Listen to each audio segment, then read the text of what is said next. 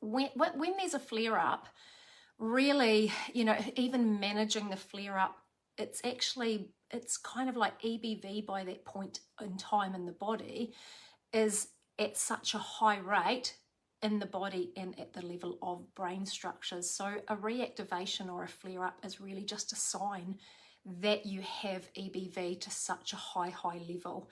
Now, of course, you want to manage the flare-up, but what I would suggest is you would have to treat a flare-up almost just like a flu. You would have to support yourself in whatever way that you can offer your body a slight reprieve and give it more resources to try and kind of come out of that state. So that might look like, you know, for me, if I was having kind of an immune response, I would be looking at just hydration and rest and basic things. I might include a really good hydrolyte and kind of keep my hydration up, especially that's good for neurological structures. Something like, I don't know, I quite like echinacea. Like I have echinacea in my cupboard. If my children were kind of, you know, getting flu-y, I might take that for a few days. So you would have to treat it almost like a flu.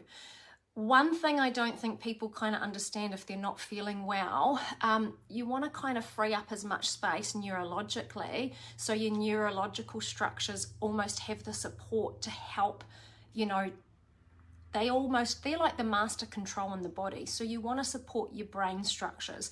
And that would look like, I know for me, if I was feeling unwell, it looks like almost closing down some of my other senses and having more time with silence or that quiet space, rather than filling it with technology or kind of more stimulation that then is something more for my mind to have to process, because I want my body and my brain really focused on helping me to kind of step out of that that reactivation or that time. Also, obviously, I don't need to say it, but trying to reduce commitments and those things.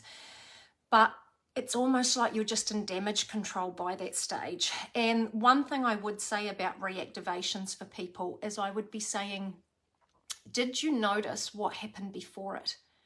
Did you notice what your triggers were for EBV? Because that's what you really need to focus on.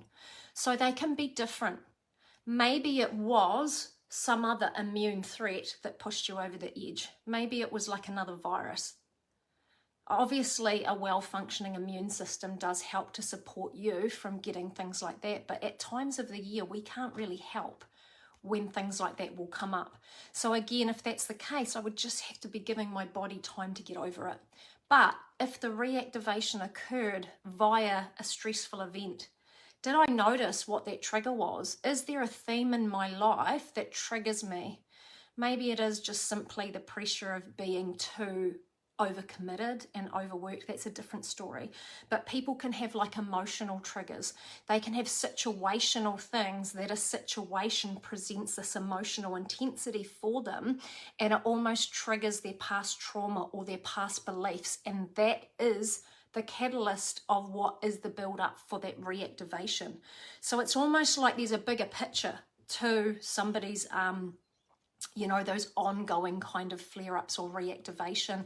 And it's almost like trying to look at a bigger picture in your life to go, do I need to kind of work on something here? Is there some sort of emotional trigger or kind of, you know, deep trauma or unconscious belief that keeps pushing me into this place?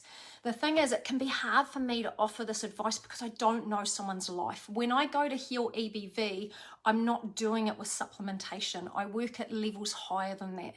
I work at reprogramming brain structures. I work directly with the virus to get the body to address it even in organs and glands and start reducing it in that way. So often things I suggest are kind of just like trying to manage the symptoms. But what I have learned over time, in order to heal somebody from EBV, you have to heal their triggers for it and why it built up in the first place. Some people have done a lot of work, but some people haven't even tied in that link of kind of that emotional stress or trauma or the past. And unless we kind of resolve those things, we just keep recreating or replaying it. Even if a situation looks different, if it holds the same energetic information and almost trigger points for us, it will trigger us into the stress response.